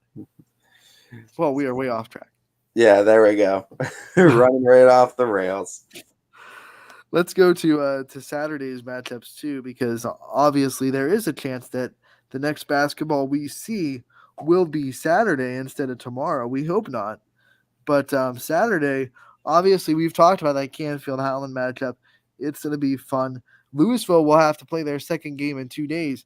They have Dalton coming in to Louisville. This would be round 2. They played Dalton in Dalton and got the win. Now they'll have Dalton into the Leopards' den. Good competition for the Leopards, too, as just trying to get themselves prepared for the tournament. And yes, Dalton is Division 4, but they're also one of the best Division 4 teams in the state, period. So this is one of those ones where it's really good for Dalton to get to see this level of competition, but it's no slouch for Louisville. I think the last time Louisville won by 5 or 6, I mean, it's going to be a competitive game. Yeah, and especially when like the lower division schools have some star players too. And when you only start 5, numbers aren't as big of a difference when you have star players involved too. So, Division 4 teams can definitely be competitive with Division 1 teams. Tomorrow, Saturday, United might get their biggest test of the EOAC with Columbiana. I know United's still undefeated in that EOAC, but Columbiana starting to put some wins together. They might be the toughest test for them inside the conference. Yeah, absolutely. I mean, it's going to be interesting too. EOAC always interesting on the one side. Girls always kind of dominate though, so it'll be a fun one too in the EOAC. And here's a game that was close the first time around, happening on Saturday. St. Thomas Aquinas at JFK. I believe JFK won by 4 in the first matchup. So should expect another good one too, and we will. I think it will be a fun one too. Both these teams are going to get out and go too, and they can score at will. So I think this will be a fun matchup. When we look at the boys' side of things, reminder that Fitch game with Warren Harding at Fitch has been moved already from tomorrow to Saturday, so that will be happening on Saturday. You'll be there at 7:00 for that Fitch boys game. Warren Harding, the Raiders, they're coming in hot. It'll be another fun AAC matchup too, as Raiders trying to keep pace with Boardman for the. But they also have to bounce back a little bit because Howland beat them on a buzzer beater on Tuesday on the road too. That should have given Boardman some more ground then in that conference. And I can't. It's just another thing. I can't figure the boys AAC out because there have been times when Howland looked like they can't compete, and then they go on the road to Warren Harding and win on the buzzer beater. It's just AAC basketball, man. Those are 5 great schools. They're always competitive. It's Crayola crazy right now in the AAC boys side. Yeah, there's so many rivalries. There's so many rivalries. Every single one of them. I mean, you look at all 4 of them. That's every single conference opponent is a big rivalry in the AAC. We'll also have some wrestling on the network tomorrow on Saturday as well. The Louisville State Wrestling Duels will be on. We are trying hard to also get the South Range Wrestling Duels covered as well. Those are kind of state qualifying tool. So they're going to be wrestling for a chance to qualify for state. Big moments in wrestling this weekend for Louisville and South Range. Yeah, absolutely. As both those programs doing phenomenal jobs in the wrestling community, and what we're seeing in their tournament results as well, they're doing pretty darn good in that as well. So Louisville and South Range definitely deserving some recognition. Just another weekend. We're going to have a lot to talk about on Wednesday with Wrestling Wednesdays with Gary. Absolutely. As I can't imagine how excited Gary is going to be once tournament time starts. It's going to be fun. And I can't believe we're at the point where kids are starting to qualify for state. All happens so quick. Winter will be over before you know it, folks. Oh, please. I'm looking out the window and all I see is just yuck. It'll be over before you know it. You know Softball starts in 8 days. It'll warm you up too if you're that cool. Going to some of these gymnasiums that these high school games are hosted too. There's a boys or girls game almost every single night. Not tonight, obviously, now because of all of it, but get out there and get warmed up in those gyms and catch some local high school games. There's a lot of fun competition out there this year. I say we should have, like, remember when the NBA couldn't play, so they did the 2K player tournament? We should have a 2K high school player tournament on days like this when we can't play basketball because of the weather. Just basketball. I just thought of that, but that would be so cool. Like, I'm gonna talk to DJ like next year during snow days, get like a 2K Twitch stream on our Twitch, and have high school basketball players compete in 2K. That's it. Anthony Hartwick comes in with his creative character that's like 7'6" and 300 pounds that can run like lightning, knock down threes like nobody's business. Yeah, you thought you were bam. Just 99 in every category. Anthony's just dominating. Name him Johnny Buckets Jr. Junior. 7'6". A ridiculous wingspan. That would be so great. You can compete against the Ysn personalities too. They're all just stacked teams. The Ysn All-Star team. Ysn's all 99s. High school players can't go above 85. We get a 14 advantage. DJ has like a Muggsy Bogues character that's like 5'6" but can dunk. Yeah, that just jumps 10 feet. Like the old NBA Jam games on Sega. You can just jump like 10 feet and just jam it down. GM Steve Leslie has like a guy that looks like he should be in a retirement home, but he's like Uncle Drew. Just knocking down threes. 99 shooting. You need to get hospital sneakers, son. Don't reach, young blood. Oh, that'd be so fun. What would your character be, Ty? Tall, lanky, and just in the paint. Most likely. Extremely uncoordinated. Yeah. Uncoordinated. But somehow good at basketball. Like he like bobbles the ball right to himself and then happens to throw it into the hoop accidentally. Quinn's character is susceptible to turnovers because he just doesn't care. Quinn just kind of Quinn, yeah, just yeah. I got it. Oh, I made it. Celebration. I'm good. Let me go sit on the bench real quick. Quinn's like Derrick Rose when he nailed that 3 against Cleveland in the playoffs. He just goes up and just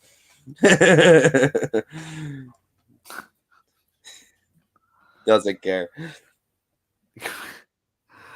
Yeah. And then I think we're gonna get Scavos Koros in this green room.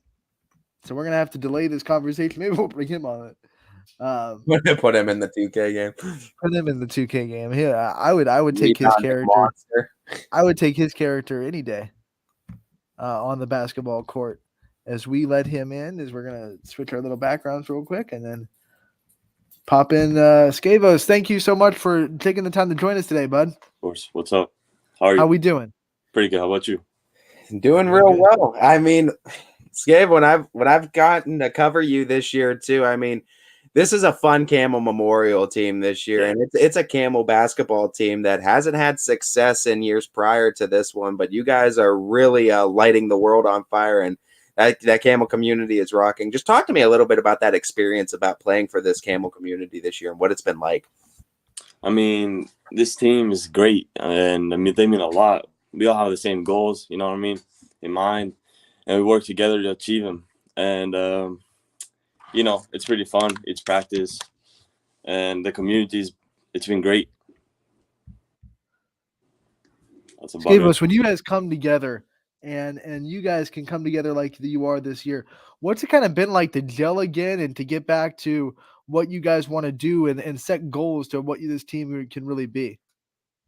Well, can you ask one more time? Yeah, you guys have come back together this year. What has it been like to kind of get everyone back into this Camel gym and to gel with kids that have been there before but are now coming back for their senior year and get the same goals and work together to complete those goals as a team?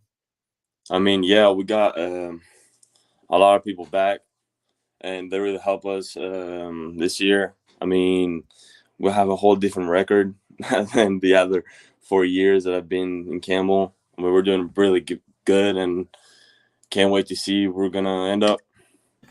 Skev, do you watch a lot of basketball? And if you do, is there any one player, NBA, college level, or maybe player that you've seen before, even at Camel, that you try to model your play after? And if so, who is it and why? Well,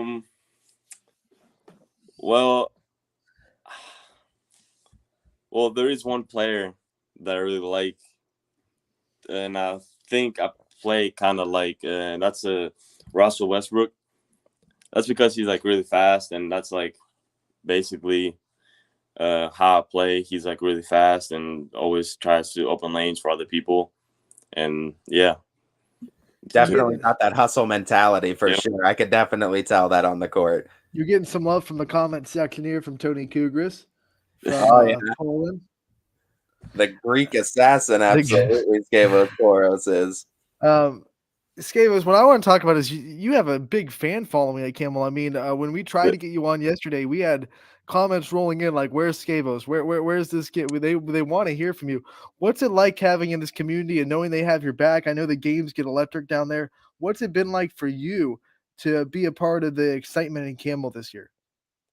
I mean, we never really had a big crowd in games, and they're great, and I mean we really feed off them, and the community. I mean, they're amazing. There's not much to say about it. How influential has Coach Cannerino been to you, not only on the basketball court but outside of things? And what are some outside life lessons that you've taken away from Coach Cannerino and this program? I mean, Coach Cannerino is a really good coach. He always pushes us to get better and helps us achieve the goals we have for the season. He always makes sure that we get our stuff done outside of the court, like school-wise. And, yeah, he's a really big part of our success. Who have been some of your role models that you've gained throughout the course of your career that have helped you grow as a player? My parents, they really helped me a lot. I mean, they helped me by being there for me for each game and helping me every single day with school and basketball overall. I mean, yeah, my family basically. How important is rebounding to you as a player? Because you always have a good number of those in the box score. And what is your kind of mentality like when you know you're going to have a tough assignment going on, or you got a guy that is a pretty good post player that you know you drew on defense and you're going to have to kind of battle down low with them? Well, can you ask one more time, please? Yeah, no problem. I said, what is your mentality like when you have those tough assignments with those really good post players that you have to battle with down low, try to box them out, get those rebounds and play defense? What's your kind of mentality like going into those games? Well, I just know that I have to try to get the rebounds, and get them some fast breaks for the team and get easy points off of that. And yeah, rebounds really help us a lot. So we don't give out buckets that easy to the opposite team. what are some things that you guys are kind of working on, trying to improve on as we get into the tournament stretch and start to get thinking about postseason and the end of the year and some of the last opponents that you guys have this year? What are some things that you're trying to improve on and practice every day? I mean, we're trying to improve on everything because, I mean, yeah, we're trying to improve on everything and get better, prepare for the playoffs. And most likely, though, we'll try to get better as like the defense wise, because that will open up a lot of offensive plays. What has been one of your favorite memories of this Camel basketball team over the course of your entire career with it? One of my favorite memories. I mean, there are a lot of good memories I had with this team, and one of them, I mean, is ninth grade year when me and Kev used to play with each other.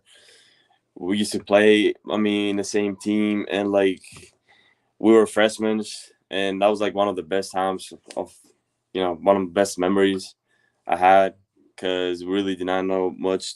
Like, we did not know how to how varsity basketball was, and it was pretty hard, but we ended up doing pretty good, and yeah, that's about it. Scavos, before we let you go, we always like to give the player profiles the chances to just give a shout out to their support system, the people that have been there for them throughout their journey, and the people that wouldn't be there without. So I want to give you the chance to give the shout out to some special people in your life. Yeah, I want to give a shout out to my parents, of course, my coaches, Coach Cannerino, Coach Bob, Coach Paolo, Coach Ty, and my team, of course, and my friends. I mean, yeah. Scavos, we obviously love having you on. My final question before we let you go, we talked about the present, we talked about what we're doing right now. Just talking a little bit about the future now for Scavos Coros being a senior. What are some future plans, and what has this Camel community in high school meant to you the last 4 years leading up to senior year? I mean, this community means a lot. I mean, this is my last year, so this past 4 years have been amazing, and I really can't even describe them. I had a lot of fun in this school, and yeah, that's about it. Scavos, thank you so much for taking the time to join us today. I know you got practice to get to, so get out there, get some work in, and we look forward to seeing you back on the floor. Got to keep that gym rocking, man. Got to keep that gym rocking. You electrify them too. You did it with a dunk the one game too. That whole crowd on their feet. Yeah. Don't think I forgot about that too. Get ready to electrify that crowd. Keep those Red Devils rocking. That was Scavos Coros, one of the big time players for Camel basketball this year, and one of the reasons why one of the lethal weapons. One of the also reasons why they are number one in the power rankings right now in the Ysn power rankings. Another senior adding to that team too. I mean, phenomenal team this year too. He's a huge integral part of that. What he can do on the glass rebounding wise, he's such a force down low because he could play physical, but he also has the length to where he can get in between and grab the tough ones too. And like he said too, he runs. He plays like a post player, but he, like Russell Westbrook, as he said too, he could get out and run, and he does. He gets out there and he'll run the fast break too, and he has some deceptively good ball handling skills as well. So Scavos Coros is definitely, I think, one of the lethal weapons, like you said, Anthony, on this team. Great conversation with Scavos. We appreciate his time. We're going to take another break on Running Point. When we get back, we will debut a Coach's Corner with Aaron Pounds, and we'll also have a player profile from Alyssa Masucci. Don't go anywhere, Howland fans. We're still talking about you after this break on Running Point, brought to you by Greenwood Chevrolet in Austintown. When looking for home design inspiration, don't just be inspired, be Baird inspired. Whether new or remodeling, Baird Brothers has the latest trends like shiplap to refresh your home. Go from inspiration to installation with our wide selection of in-stock American hardwoods. From the rustic charm of antique oak to the warmth of traditional cherry, Baird Brothers has what you need to make your home inspiring. Baird Brothers, our family's heritage, your family's home. For a great vehicle and a great experience, come to Boardman Mitsubishi today. As always, our full lineup of Mitsubishi models comes with a standard 10-year, 100,000-mile powertrain warranty. Boardman Mitsubishi, your hometown Mitsubishi dealer since 1999. Coca's Pizza, always supporting our community and our local athletes. Stop in on game day or score big and have it delivered right to your door. Check out our daily specials at cocaspizza.com. That's Coca's Pizza, we serve it hot. At Hubbard Chevrolet, Hubbard can help you get the financing you need regardless of your situation. I'm Tony Page, and I've helped thousands of customers in Northeast Ohio and Western Pennsylvania buy a vehicle. Visit HubbardChevy.com to get pre-approved. Remember, folks, Hubbard can help.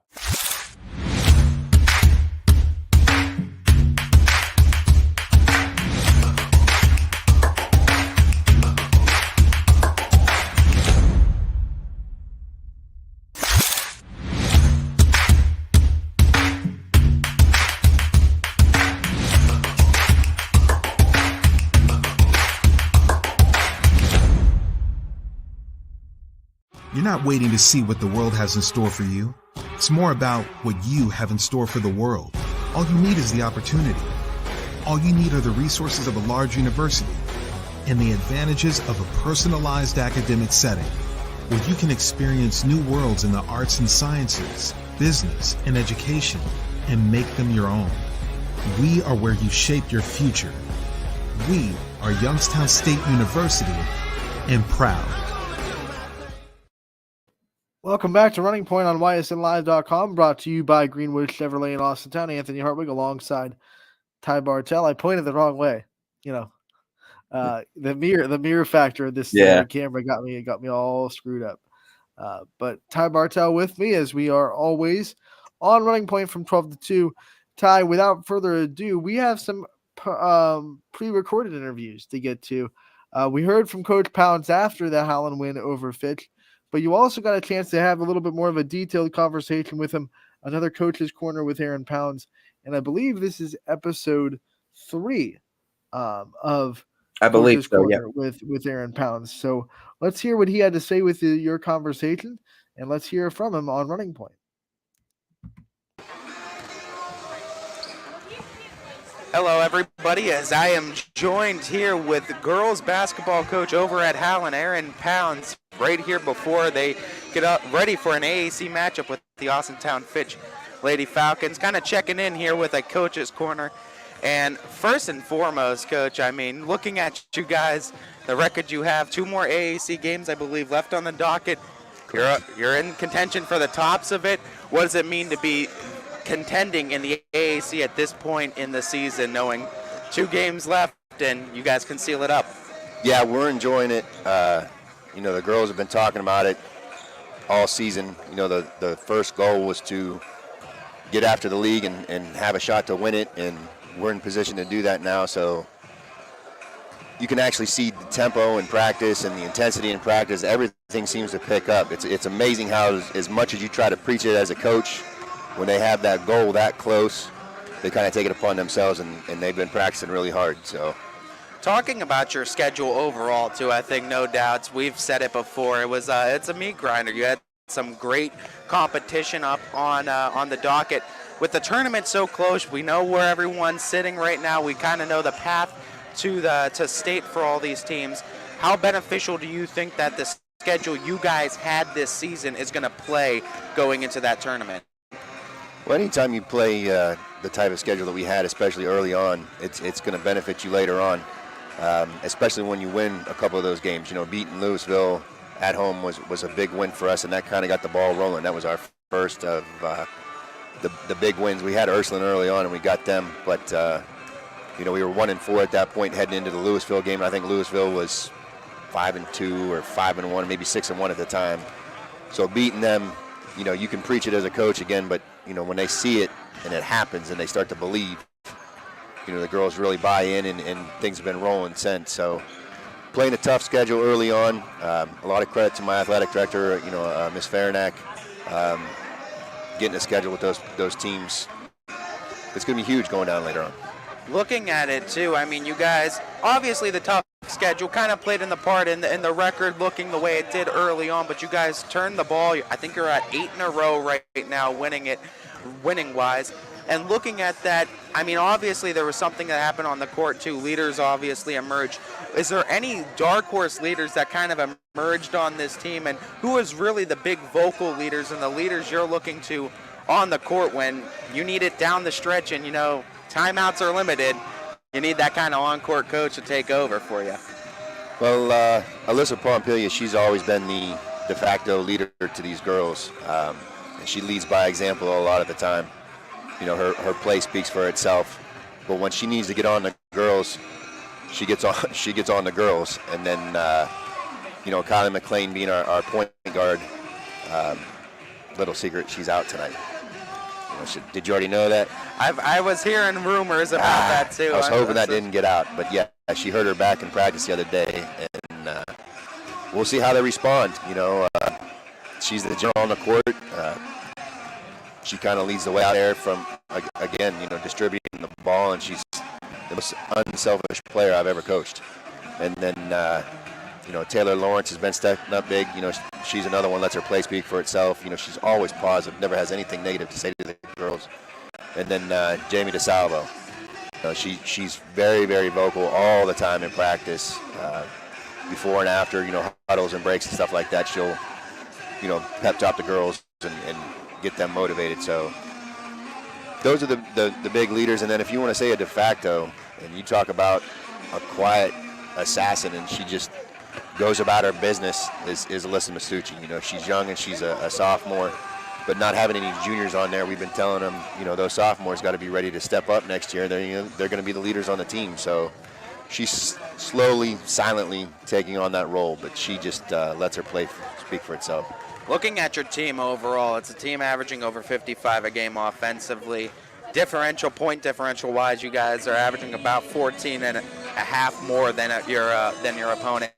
Speaking from a coaching perspective, what does that speak to you, I guess, as a coach, seeing those kind of numbers and seeing a pretty generous gap considering the competition that you guys have faced this year, to know that you're averaging 14 more than the opponents that you guys play against? Well, including Hoban, we've won 12 out of our last 13. We lost to them. So including that game, we're actually outscoring our opponents by 25. So that was in our bio when we submitted it for tournament time. And, it's a credit to the girls, buying into the system and playing together as a team and, drive and kick and get the open shot.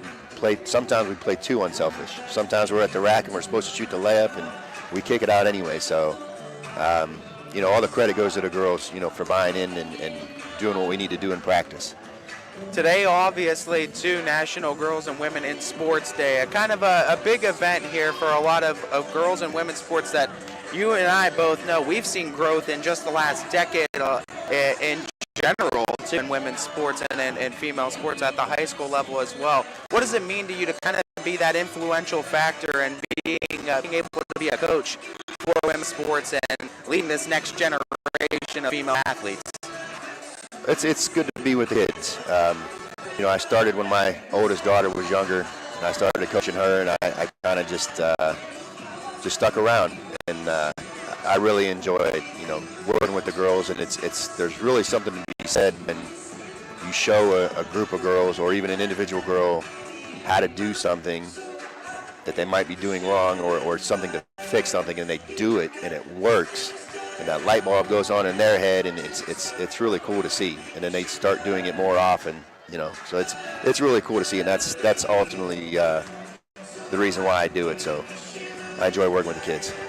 Looking at this team too, I mean, and this is a question I kind of try to extend to all coaches too. When the tournament draw comes out with a few games before the actual tournament takes place, how do you as a coach try to keep these girls focused on obviously next game at a time without looking too far ahead, as it's so easy to do when you know the tournament draw, you know the opponent, but don't want to keep their head there. You kind of want to keep them one game at a time. Well, that one was easy for us because Austintown being a league game, and we win tonight and guarantee to share the title, and then we got Canfield to decide whether or not we run it outright if we win tonight. And the girls knew that. We kind of had a selection Sunday, and 15 girls were at the house. Out of the 17, 2 of them couldn't make it, but they sat there the whole time and they anticipated all the picks and whatnot. But as soon as it was over, everybody knew that Austintown was next. So we started preparing for that, and we moved on, and everybody's been talking about this game since. I mean, throughout the stories that you've been talking to me about too, I mean, it just seems like every girl, 1 through 17, as you said, so bought into this program. How easy does that make to be able to coach a team that is so basketball heavy in the mindset and truly just loves the sport and is in competitive nature, wants to be a part of the team and wants to participate? It's the success of it. When a girl sees another girl having success in something that the coach is showing, everybody wants to do it. And Pompelia is a good example. When they see her success that she's had over her career, it becomes contagious. Just like if you have a kid that's negative about something and it's not working for them, and they're kind of, you hear some coaches refer to them with cancer. We don't have any of that. We have girls that lead vocally and by example, and the younger ones, they just bind to it, they see it, and they want to be a part of it. So it's awesome. It just snowballs. I think I've asked you this before too, but I expect to see some Howland community already rolling in here as we see a few behind us too. Talk to me about the community support that you guys have gotten. I know I've asked this question to you before, but how has it continued down the stretch, and how important is it going to be during this home stretch? I know you got Fitch, you got Canfield, and then right into the tournament after a few games after that. How important is that support going to be through the road, on home? Yeah, it's big, and one of my fathers was talking to me, earlier in the year, and he says, we don't want to be that family that goes home at the dinner table and bashes the coach when you guys have a bad night. So, the parents supporting the program and getting the kids, some of the younger ones to practice every day, and staying positive in some of the early moments when we were, we lost to Hoover by 1, and then we lost to Salem by 3 early on. Keeping the girls positive, it's huge. And then, we start showing up, and thank God some of the COVID concerns have settled some, and, we're letting, fans back in the stands a lot more, and to have that student section, the girls love it, and they feed off of it. So, it's huge. It's important. That student section is one major thing I think at Howland that leads you guys to so many victories. I mean, I've seen it on YSN before. I mean, they really get it rocking. Final question for you, Coach. Just talk to me, what has been your favorite thing about this season, coaching this team, and just seeing these girls grow as a team along the way? What has been a unique experience with this particular team? Well, this is my second year at Howland.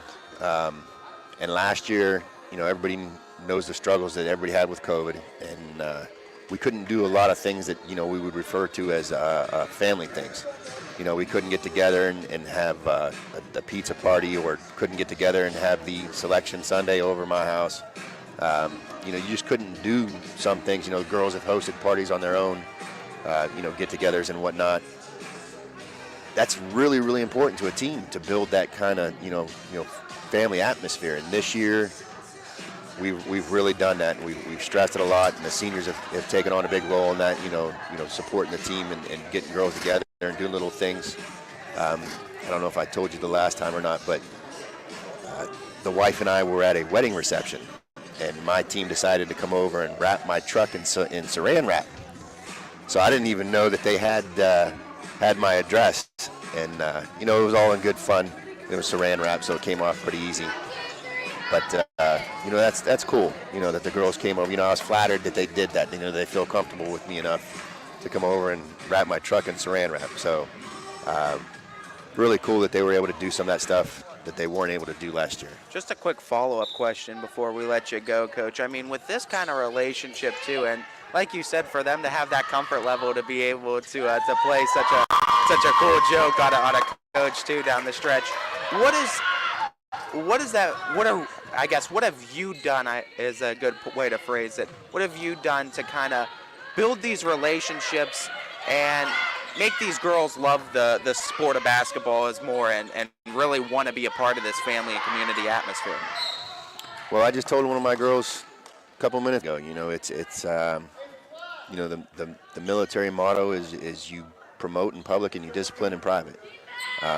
You always got to stay positive with the girls. Even when they make mistakes, you got to figure out a way to tell them how to correct it in a positive way. Sometimes you'll see coaches that are uber aggressive or like get really, really upset when their team makes a mistake out on the court. And a girl knows it. She made a mistake. You don't need to emphasize it as much as some of them do. So, we try to stay positive with them for the most part. And at the end of the day, we tell them, and I say this a lot too, at the end of the day, basketball is a game. And games are meant to be played and have fun. And if you're not having fun, you shouldn't be out here. So it's huge. One of the best new faces, I think, in Howland basketball's program, and Aaron Pound's doing great things with the Howland Lady Tigers as they look for another conference win, try to wrap up the AAC. Coach Pounds, thank you so much for your time. Thanks, Ty.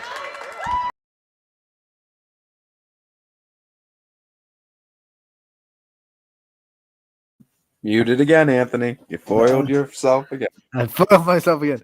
That was you with Coach Aaron Pounds of the Howland girls basketball team. Episode 3 of Coach's Corner with Aaron Pounds. We want to thank him for giving you his time before that game. It almost felt like the CBS halftime show where there was a concert going on a little bit before. We had the JV game happening right in front of us. So, it was cool. It started right towards the end of the JV game. And I love how you get someone like walk in front of the camera right to you. Yeah. It does feel like a halftime. Let me squeeze right by you real quick. Oh, okay. I would have laughed if that guy walked up and then sat behind you guys. Just joined in with it. Oh man, that wasn't the only interview you got last night. You also got a wonderful player profile with Alyssa Mitsubishi. So without further ado, because time is winding down, let's hear what she had to say to you in a player profile, our third player profile from Howland, as we talk to sophomore Alyssa Mitsubishi. You got to talk to her last night. Yeah, you could throw that down just so you could talk into it. You hearing me? Yes. Okay. Welcome back, everyone, as I am here now with a player profile, Howland Lady Tigers, Alyssa Mitsubishi. As part of the Big Three, we finally get her on Running Point and on ysnlive.com. First question I got to ask you, too. With this team this year, just talk to me about the playing experience with playing with players like Alyssa Pompelia and just girls like that are so effective in scoring, and just talk to me about the overall experience you've had with the team this year. It's been great. They always include me, and I feel that they give me a lot of confidence in playing and being able to contribute to the team. Looking at Coach Pounds, it's his second year coaching, so you've been with him for a good majority of his tenure here. Talk to me about his coaching style and what he does as far as making this team gel and making them really come together as a team. He's very positive, and he always wants what's best for us. And he loves when we play as a team, and I think that's going to help us finish the season.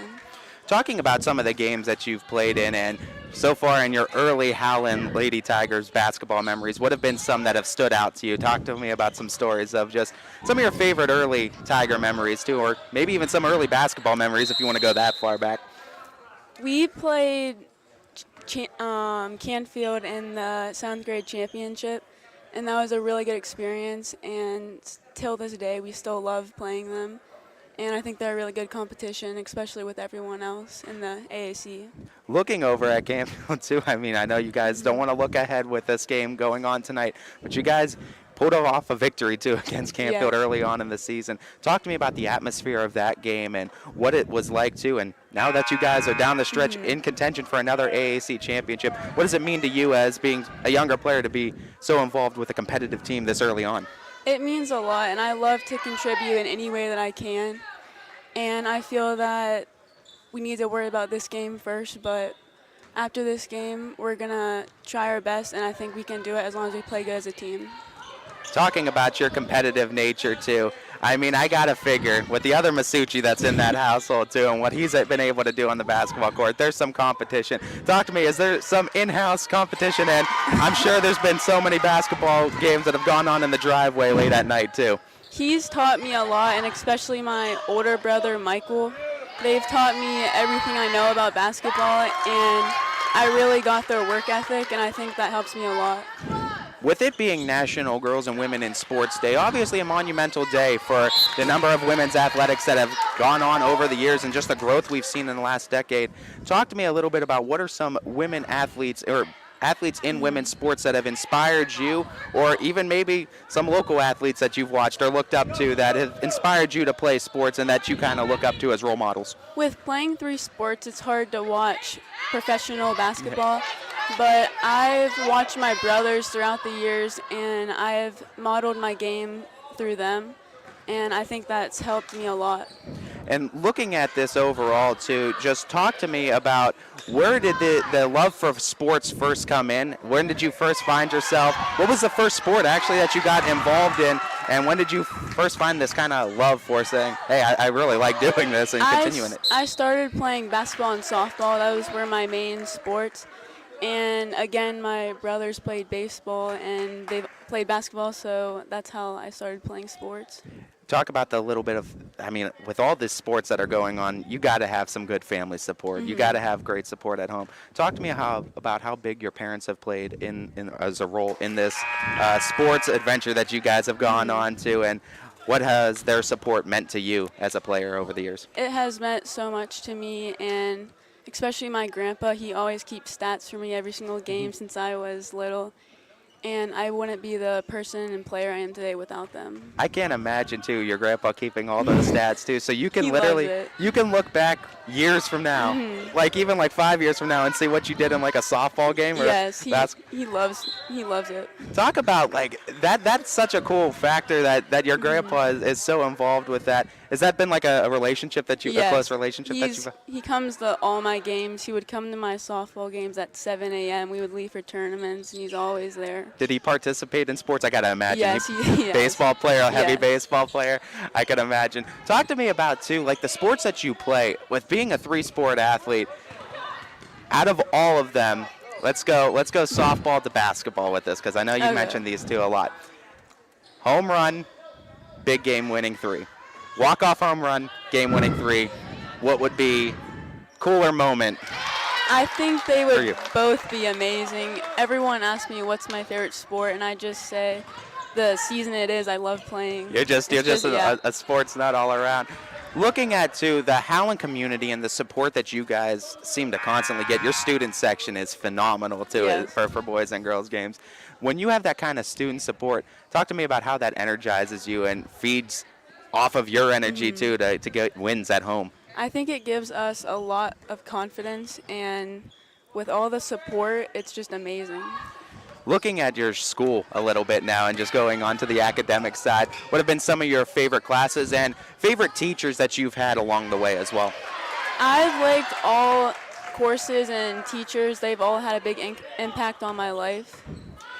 Overall, too, and what Coach Pounds has been able to teach you, too, outside of the basketball realm, outside of the X's and O's and how to shoot the jumpers and where to shoot and obviously all that, what are some life lessons that you have taken away from Coach Pounds, and what are some, insider things that he's been able to teach you as a person, and just, like I said, those life lessons, I guess? He's taught us to always be positive and play as a team. Even when we get a job someday, we're going to have to work as a team and be positive. And overall, what are just some things that, I guess, your favorite hobbies outside of sports? I can't imagine you have a whole lot of time, but what are some of Alyssa Masucci's go-to hobbies? Family and friends. Just spending time with them unwind. I'm sure you need it after all the sports and all the time you put into that. Alyssa, thank you so much for joining us and just giving us a little bit of a player profile for you. Thank you for having me. This Lady Tigers seems exciting, and we're excited to get to continue covering you guys and see how far you guys can go. Thank you. Thank you. Muted. Anthony can't get the hang of it. I got it. I'm never going to make fun of you again, though. That's for sure. Told you yeah. it's not as easy as it looks. That was you with Alyssa Mitsubishi player profile. That's the third Howland player profile we've gotten. So now we have the big three as far as their scoring goes. Is we have Pompelia, we have DeSalvo, and we have Mitsubishi. Not satisfied. We're going to keep trying to get more players as they go on to their tournament run, and always love talking to the Howland girls basketball team and all the athletes that we do get the chance to talk about here on Running Point. Yeah, I got to get a lot of experience in the Howland basketball community last night too, as showed up with good support last night as well. And I got to talk to a couple players and Coach Pounds a couple of times too. So always love talking with Coach Pounds. I really do think he's one of the better new coaches too for that Howland community. I think he's going to do great things with that girls team for years to come. That's going to, when you look at it, that's going to be a tough team to deal with even in the future. Absolutely. I mean, you got Masucci for a couple more years, and I think Coach Pounds, it's going to be interesting to see too when these seniors graduate what he's going to be able to do as far as developing talent-wise, but he's got some great players that are going to be around. I think it's a perfect culture to try to build a foundation for your culture now into the program. That's why I always say, like, the biggest judge of a coach and what kind of impact he's having on a program is that third, fourth year, because that's when you really start to see how much he's been developing the younger players and getting people involved in the program from a young level, because any coach can step into a good situation and have a lot of talent and succeed there. But when you start to see third year, fourth year, fifth year, they start to sustain, that's when you know that coach is having a big impact on this program. I fully expect Coach Pounds to check that mark the next couple of years at Howland. Well, Alyssa Masucci can be that player then. That would be the crop. It would be from freshman to senior year then for him too. So, I mean, it's going to be her class and the classes under her too that's going to get that full 4 years with him. That's when you're right, though. It's going to be the most interesting to see how Coach Pound's development is for 4 years. Final reminder, all games tonight are canceled. There's nothing going on. Unfortunately, everything has been shut down for the weather. We still have Casual Sports Podcast coming up next from 2 to 3, and then Power Hour from 3 to 4. It's always fun to see who's going to pop up on Power Hour. You never really know. But that'll be happening from 3 to 4, and we'll still have that covered for you tonight. And then enjoy the day off, everybody. Stay in, have your snow day activity, stay off the roads if you're absolutely can. And we'll see you back here tomorrow. We're going to take a 22-hour break. We'll be back tomorrow from 12 to 2 with a lot more to talk about, Ty. Yes, sir. See you tomorrow. All right. We'll see everybody tomorrow. Have a wonderful evening and enjoy the Casual Sports Podcast and Power Hour coming up in the next 2 hours.